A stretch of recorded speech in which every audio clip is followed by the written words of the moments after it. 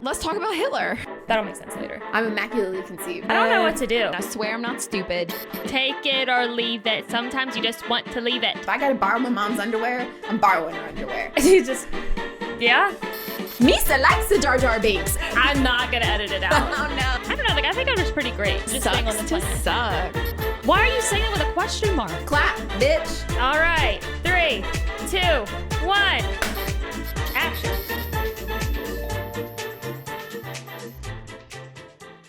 And we're live. I'm Anna. And I'm Jessica. And this is Why Are You Yelling? And we're here for another F1 Academy race recap and review.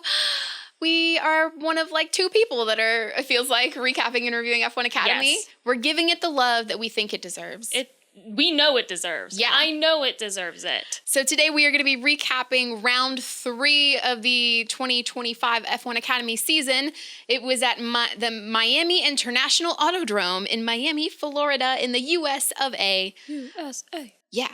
So we're going to go over the results. We'll do from one race because the second race was meh. Okay. And then we'll do our wild card driver highlight, and then I'll do another driver highlight, and we'll do a looking forward to the next race. Yeah.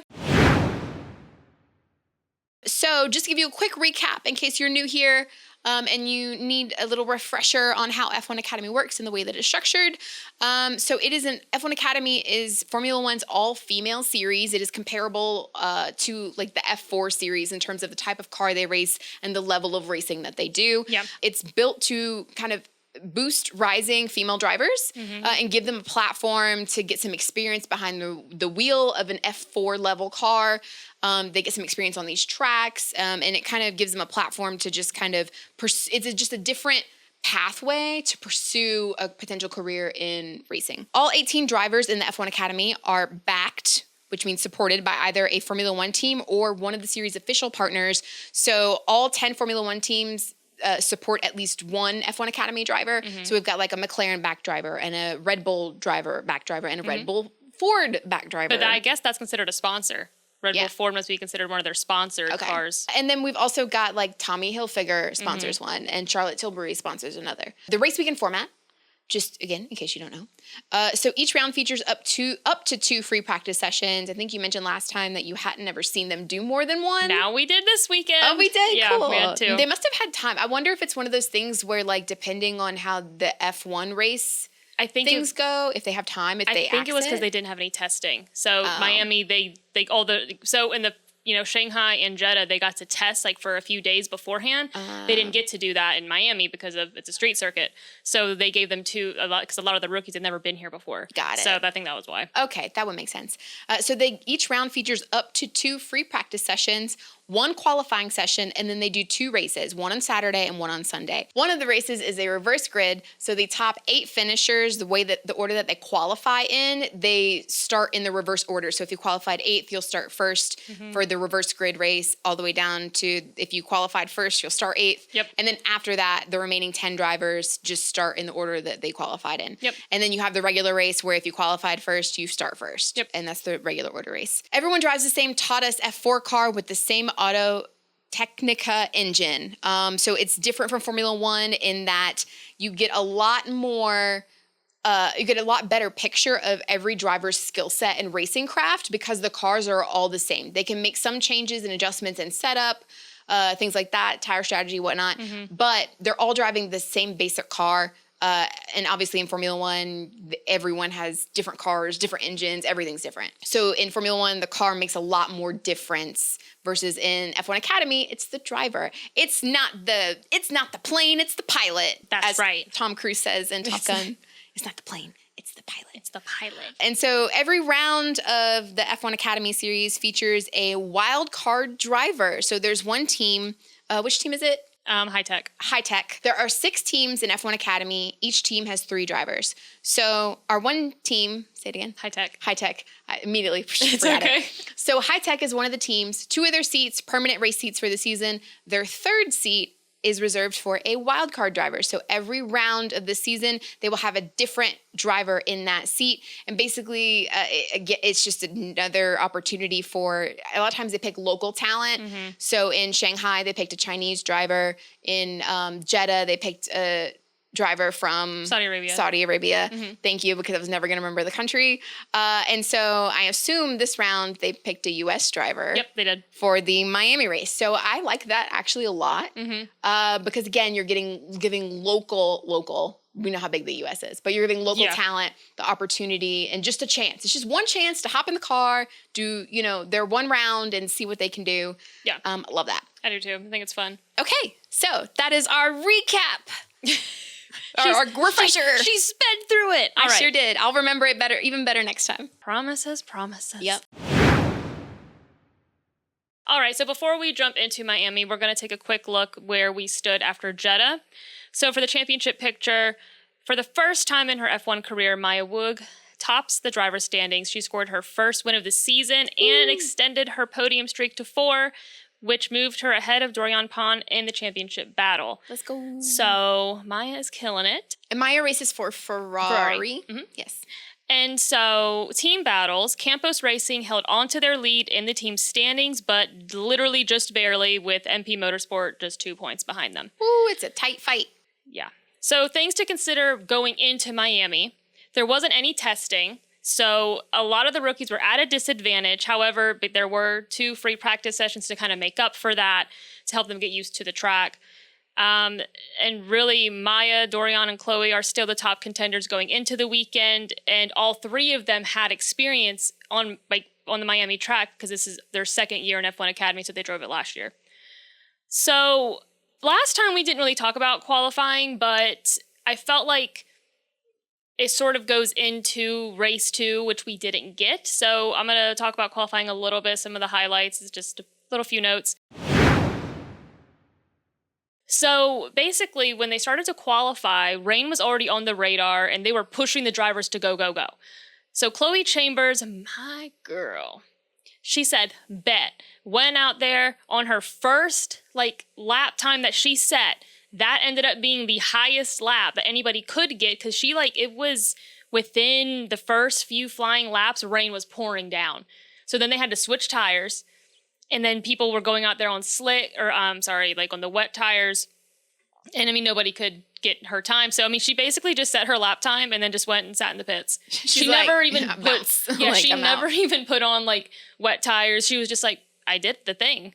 Because there's no way with wet tires and with that amount of rain that you're going to be as fast as she was able to be on the slicks. No, it could have been a decent time to maybe try to get some experience in the rain there. But at the same time, you risk damaging your car potentially, and if you've got pole, let's just sit. Yeah, so that kind of affected that. But Leah Block and Ariella Nobles, they achieved 5th and 6th, and they're with Art Grand Prix, the team. And so that was the best Leah's qualified. She ended up being the fastest in the rain during qualifying. So I was really excited I was very excited for race 2 when that was going to happen. Okay, so we'll hop into our race 1 recap. This is the reverse grid race, so you have, the people who qualified the best sort of in the middle. Our winner was Dorian Pin, followed by Alicia Palmowski, and then Chloe Chambers. Our big mover, so I like to kind of pinpoint, or give somebody, who had the most positions that they gained, and it was Nina Gaidman. She went from P13 to P5 and gained 8 places, so that was pretty nuts. Awesome. Who did she race for? Oh. I threw a curveball. I think it's Alpine. Okay. I can't check it. I'm pretty positive. If not, then I'll correct myself. So some of the biggest things was, Dorian Pin, she, because of the reverse grid, she started P6 and she turned it into a win. She took advantage of a really chaotic first lap, and she was held off by Alicia Palmowski for a little bit. She held off Alicia Palmowski. That's what it was. So she ended up, the start was pretty chaotic, but she just capitalized on it and then just managed to keep Palmowski behind her. Palmowski fought her way to 2nd, along with Chloe Chambers, her teammate, so she got 3rd. It's the second time that's happened where you've had Alicia Palmowski and Chloe Chambers on the reverse grid on the podium together. So, very interesting.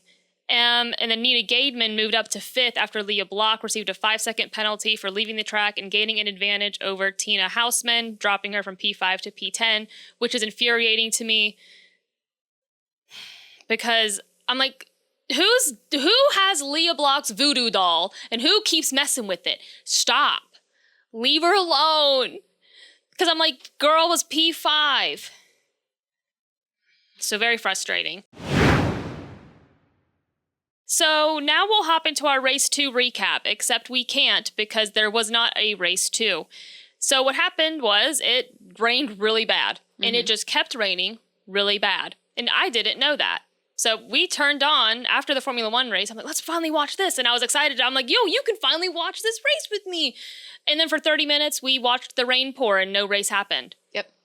And so the race was postponed, meaning that nobody got to get any points. And they may at some point later in the season in a different round try to make up the race.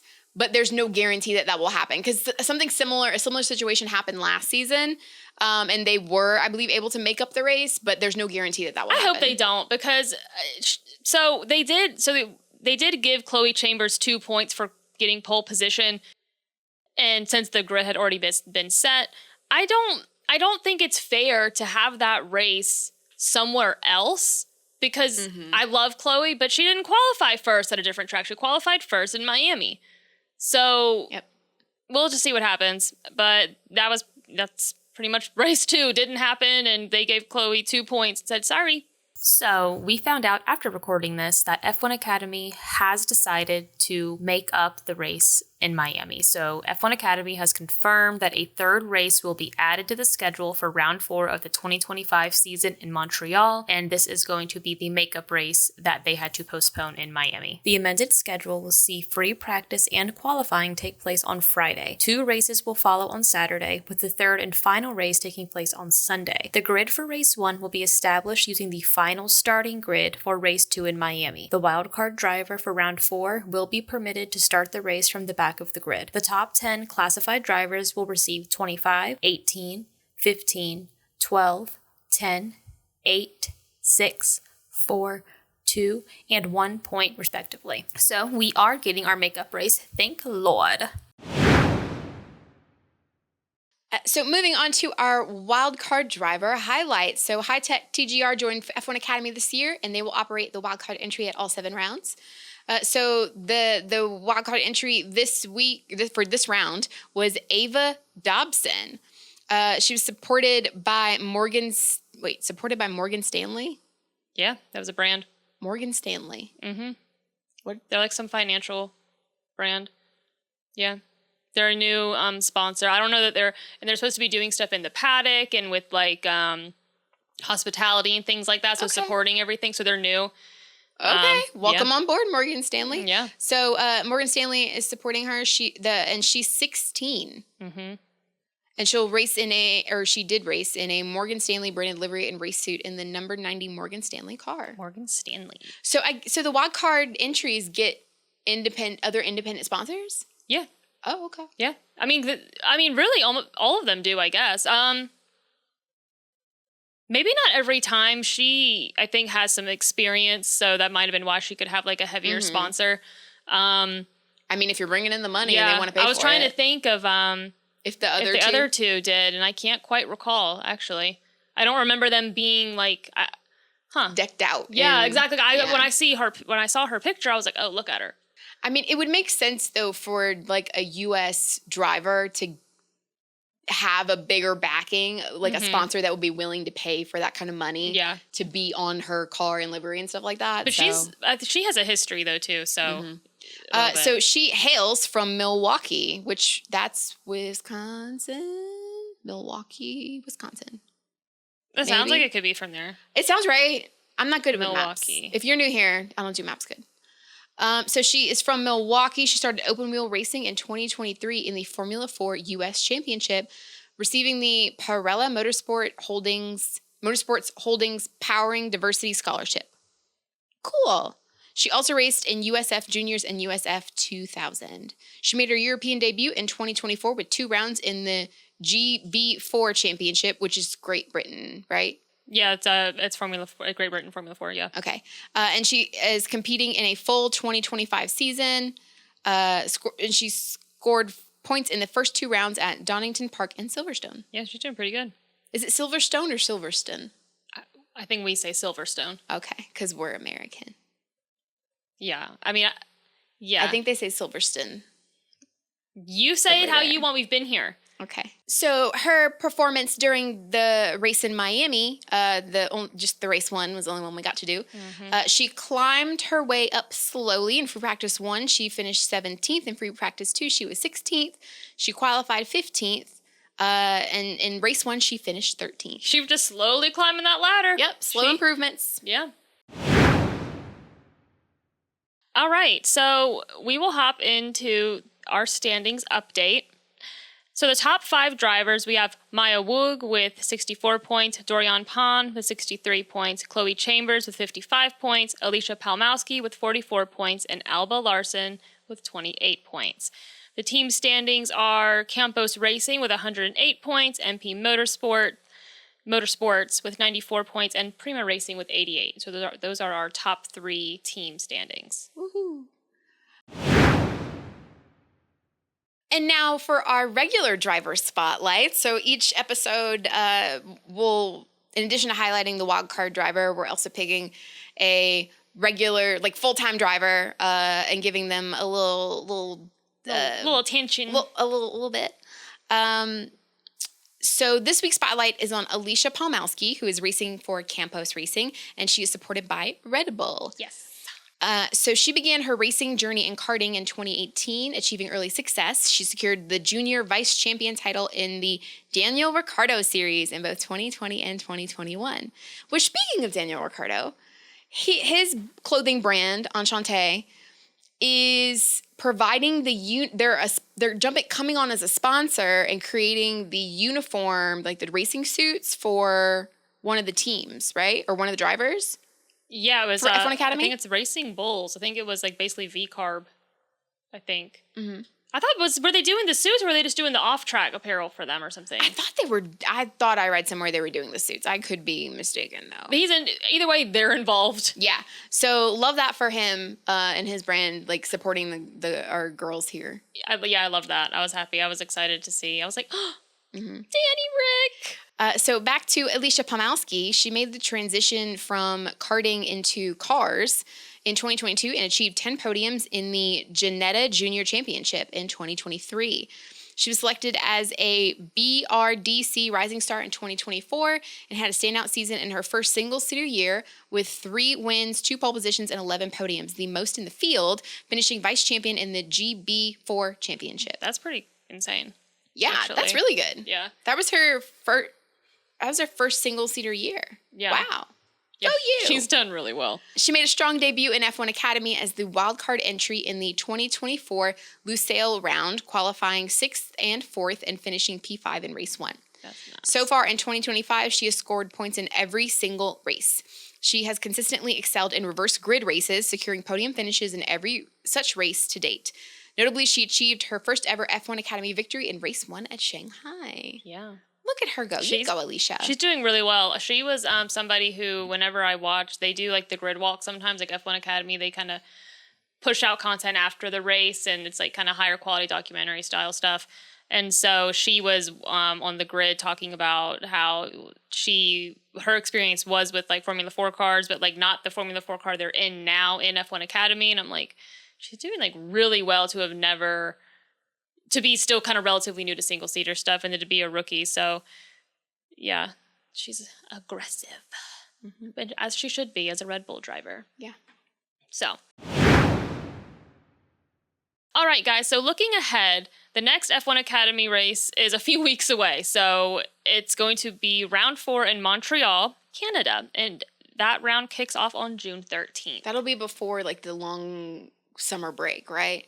Yeah, I think F1 usually does like it's like 6 to 7 week, what they call the summer break, where everything shuts down. So this should be before that, though. I think that's usually in like July, August. Yeah.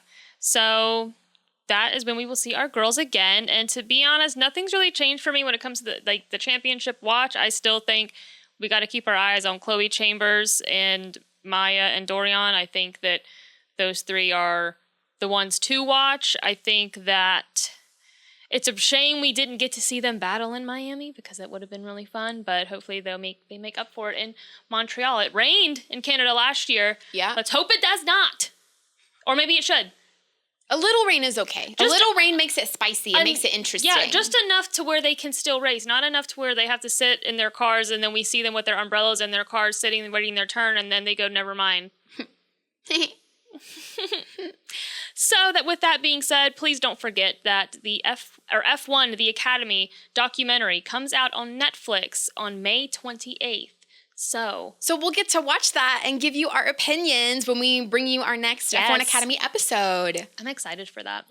And it's going to be interesting because it'll be all the drivers last year, but it's going to be interesting to see the style they go for.